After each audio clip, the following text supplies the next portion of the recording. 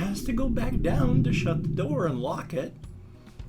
But it's the silence of the first basement and the hall leading to the second basement. The silence is so loud because there's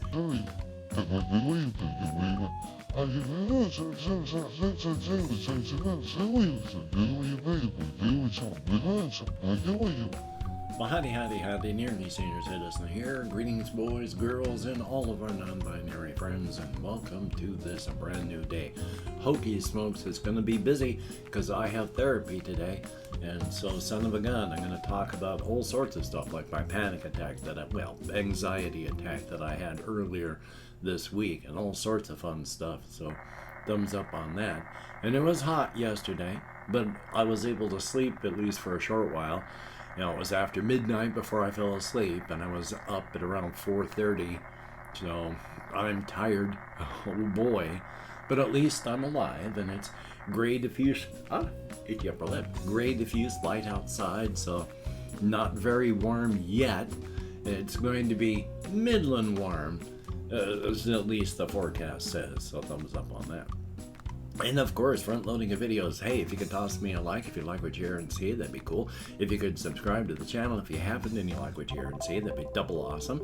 If you could leave me a comment, that would be double plus good. And of course, I'd like to thank each and every one of my Patreon patrons. These literally beautiful and literally awesome people who help to keep me and my pets alive. Without their help, I would be, well, hosed like a Christmas monkey. And trust me, that is no way to be hosed. If you would like to help keep me alive, I do have links to my Patreon in the video description below, and if you'd like to help me out without becoming a patron, there's a PayPal link, and if you'd like to help me out without sending money, there's an Amazon wishlist link as well. Also, I have a post office box, links in the video description, where you can send me anything from postcards, keychains. I will open up everything I get on video, so thumbs up on that. Yay, front loading of videos over. Yay. It's a day. As stated, I have therapy today. Yesterday, I wasn't able to fight through much of my executive dysfunction. Didn't get as much done as I would like. Excuse me. Drank some soda, so of course, now is when the gas wants to come out. Yay! And oh boy, my kitty cat is obviously got some issues. I also have issues myself. One of the things that I don't like is I have trigger points, and one of those things is digging in a cat box. If a cat digs in a cat box because the cat has to use the cat box, that's fine. If the cat is digging in the cat box and not using the cat box for some reason, that just, my frustration level just goes up. Just the sound and all that just drives me nuts. Well, obviously my kitty cat has some issues today, because for an hour and a half, she would go to the cat box, dig for about a minute, sit on the cat box for about 20 seconds, and then dig for about a minute, walk away from the cat box, turn around, walk to the cat box, dig for a minute, sit on it for 20 seconds, dig for another minute, walk away, and then she did that just back. I mean, even when I had to go down and use the restroom myself, it took a time. It was a bit of a job, but when I came back, she was still sitting there and trying. So she's got a problem. I don't know what it is or was.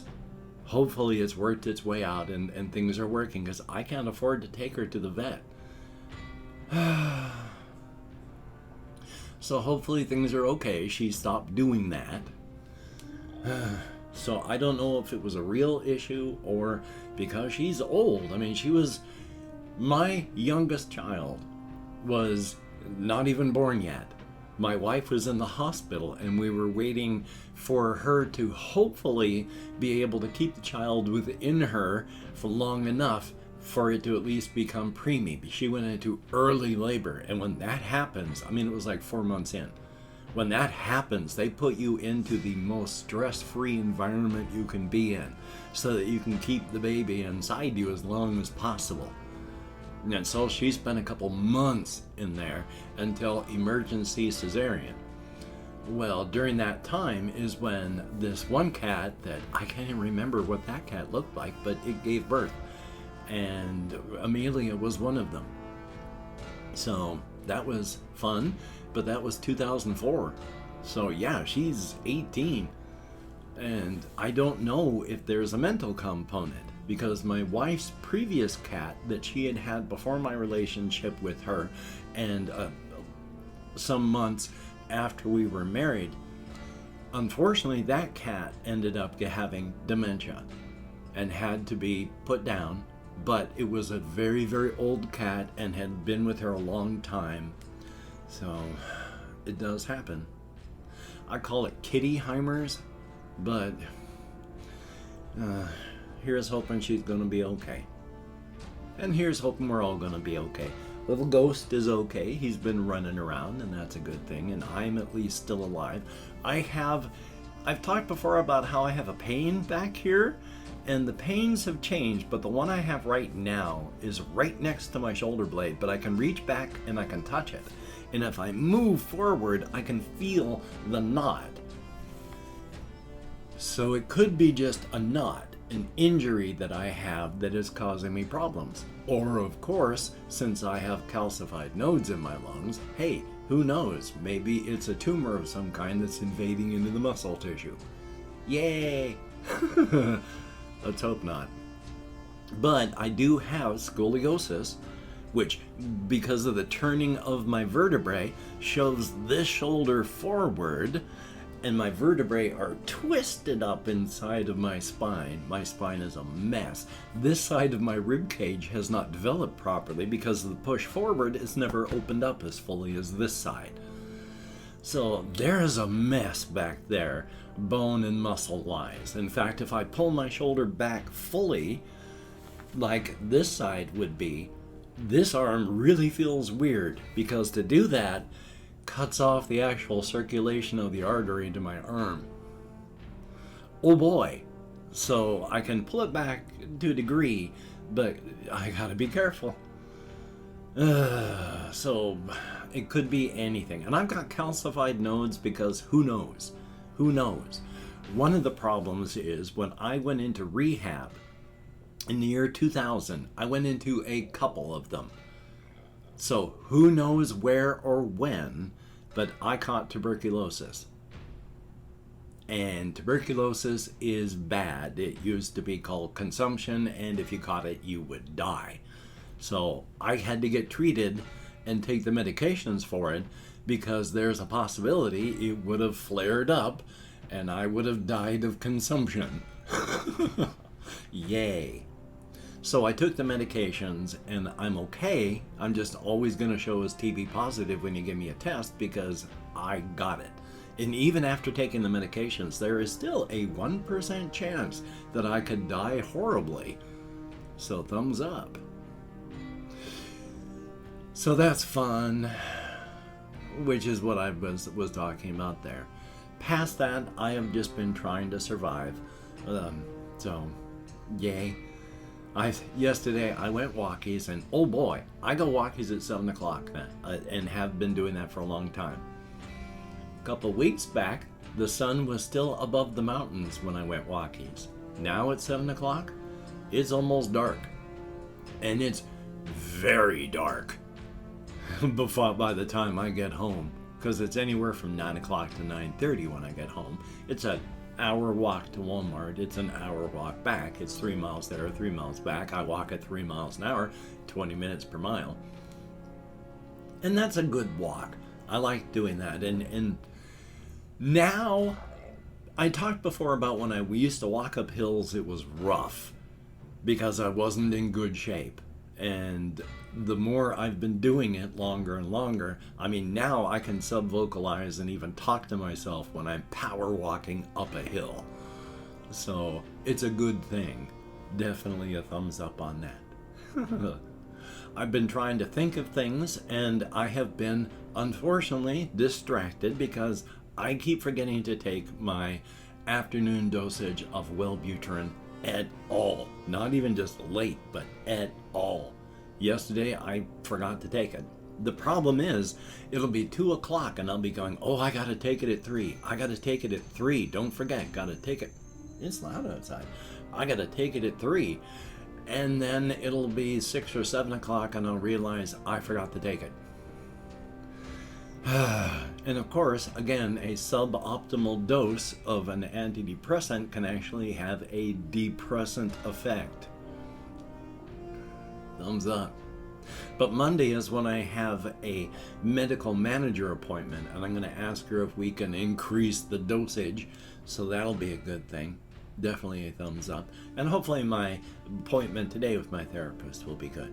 Now I'm going to be trying to talk about some of my creative stuff, because I spent a fair amount of time last night while I was on walkies trying to do the creative thinking. I did a lot of razor's edge and tying it back into the whole cryptid thing.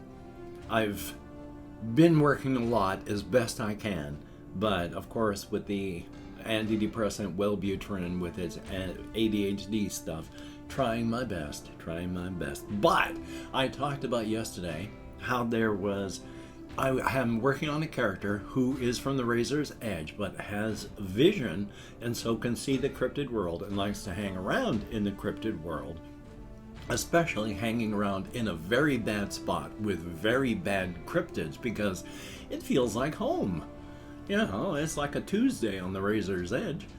And so he hangs around there. I was also thinking, this was largely just coming, I don't push my subconscious and my creativity because I've tried that my whole life and it's never really worked well. This is a slower process than I would like because of my issues, but I give my creativity and my subconscious a push and then I just follow along behind it.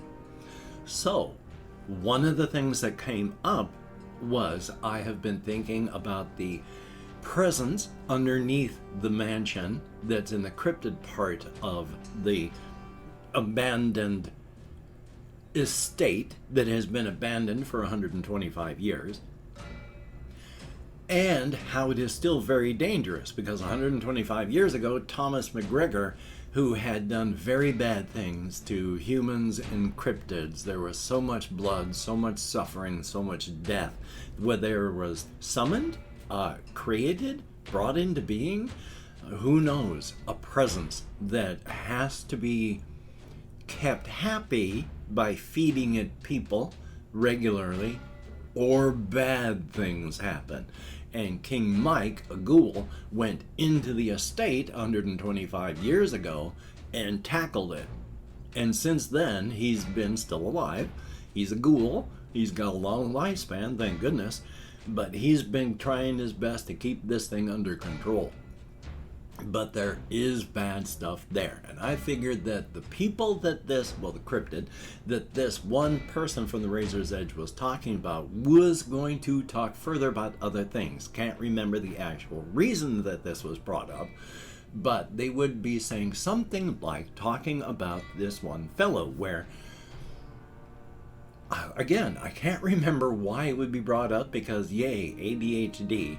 But it's this one cryptid that I see wearing a long leather duster, brown leather duster that has a shotgun across his back. He is a cryptid that is a wandering stranger, serial killer, but also an agent of change / chaos. They travel, and where they go, lots of people die, and there's a big shakeup. Also, of course, being a very bad cryptid, they occasionally do have to devour human flesh. But because they are so closely integrated with human beings, this is a cryptid that, does not like to not wear their clothing. Unlike most cryptids, they like to wear clothing. They are closely integrated with human beings and human society. So they look and act and dress and talk and plan ahead almost as if they were fully a human being, but they're not. They don't think like we do. But this person plays poker. This cryptid plays poker with a bunch of others and this one person from the Razor's Edge, and they start talking about how it, again, I can't remember why, but they bring up this one person, Cornetto, one cryptid, Cornetto, where no one's seen them for a while. And the reason is they had been at the bar the previous week. And there's a bar at the Pol Pot Mansion, the estate, where in our part of the world, the estate is just rotting, falling apart, and barely there after 125 years. In the cryptid part of this, it is a fully functioning hot spot for negative dark cryptids. And there's a fully functioning bar, and cryptids being more hardy than we are. Drinking a full bottle of something is like just taking a shot for a person. There had been a big run on the bar, and he and Cornetto were going to go downstairs and grab some out of the second basement. The one cryptid, whom I haven't gotten a name for yet, but this fellow, a couple years back, had helped King Mike empty out a big shipment of stuff down into the second basement, so he knew there had to be stuff down there. But in the time, that was like 2 years ago, they've shut down the second basement, closed it up, nobody goes down there anymore. After they brought all that stuff in, people started feeling stuff. People started noticing things being moved. People started feeling uneasy, like they were being watched. And just before they shut the whole place down, somebody saw something behind another person who was working there. And when they went to take a look, there was a lot of scuff marks. Heavy scuff marks in the dust where this thing was. So they just shut it down. Didn't bother trying to take anything out of there, just closed it because they're afraid. So Cornetto and this fellow go down to grab this stuff. And when they open up the locked door down into the second basement, this one fellow is just totally struck by it's dead. It is dead down there. And places aren't, because there's rats, there's mice, there's beetles, there's roaches, and there's spiders. There's little tiny bugs, there's life. All this, even fungus and mold, there's movement in the air. You can't consciously feel it, you can't consciously hear it, but you realize it's there on the subconscious level. There's nothing, there's none of that, there's nothing. It is dead and sterile. So they head in and they grab their boxes of Jack and Jimmy B, and they're heading out, and they're just almost out. And this one cryptid sees something going for Cornetto. Cornetto sees it. And even though there's fewer parts, when that thing gets to Cornetto, Cornetto comes apart. Just as bloodily as if someone shoved a hand grenade into a cow carcass. Fewer parts, but just as messy. And Cornetto was tough. Cornetto had taken hits that would have splattered human beings and lesser cryptids. Hell, it probably would have taken out that one cryptid who was there with Cornetto. So he just legged it as fast as he could, because if it can take out Cornetto, it is going to have no problems with him. So he gets up and out of there, tells the bartender, tells King Mike, and has to go back down to shut the door and lock it. But it's the silence of the first basement and the hall leading to the second basement. The silence is so loud because there's rats and mice and beetles and spiders and mold and fungus. That silence is deafening compared to the dead silence of the second basement, which he locks up and then heads up. And a week later after this, of course, the bartender don't work there no more. After that, And so that's underneath the mansion as well as the presence. Yay! And I've opened up 24 hours worth of comments on my community tab. I'm going to go through and thank however many people have left me comments in the past 24 hours. If I mispronounce the username, no disrespect is intended. And even though I can't American Sign Language, well. So we have Adrian FNTES, thumbs up, thank you very much. Good to see you in the comments. The Horror Files, thumbs up and thank you. It is a great game and I appreciate that. Unbearable Suffering, you have some very good points and thank you. JAYY, I definitely had a day. Good to see you in the comments. Emo Sing Along, thumbs up and thank you. Good to see you. Scott49140, thumbs up. Good to see you as well. In fact, good to see everybody. Ian Fox, I don't know why I suddenly get recommended periodically. I don't get recommended often. So, but thank you very much. There is Sacha Boy. I am nowhere near close on the pronunciation, but here's hoping I am at least in the ballpark. Trevor Schwab, thumbs up and thank you very much. We have Loco5, greatly appreciated to see you in the comments. I had trouble speaking and thinking in English there for a moment. Q Small, yeah, I'm lucky and it's a good thing. It's becoming more normalized. There is Ice Damon, thumbs up and good to see you as well. Jarpy, thumbs up and thank you. And oh boy, I love the game Dead Island. It's awesome. There's Merc Altier, MERCALTIAR, greatly appreciated. Mohawk Guy 64, thumbs up. Thank you very much for the comment. And there's Jesse Koskinen. I think it's this one. And Insignificant Nick, thumbs up and thank you. Ben B, greatly appreciated. And looks like Cropolis, thumbs up and thank you. What is that? 18? A number of people who have left me comments in the past 24 hours. Thumbs up and thank you, each and every one of you. Get me out of my head, into the world, dealing with real people, if only in text and if only for a short time. Thumbs up and thank you. I'm going to try and get some stuff done today, but I got therapy, so that's going to be the biggest thing. So hopefully you can get done things that you want to get done. If you can't, don't beat yourself up. Survival mode is important, and beating yourself up does not help you. It just hurts. Past that, please be smart. Take the appropriate precautions for your area. There is the covfefe bug still killing people out there. So please, please. Past that, you take care. Have a great day today. I don't know what to do with my hands. I will see you on the flip side, and that is a very good thing.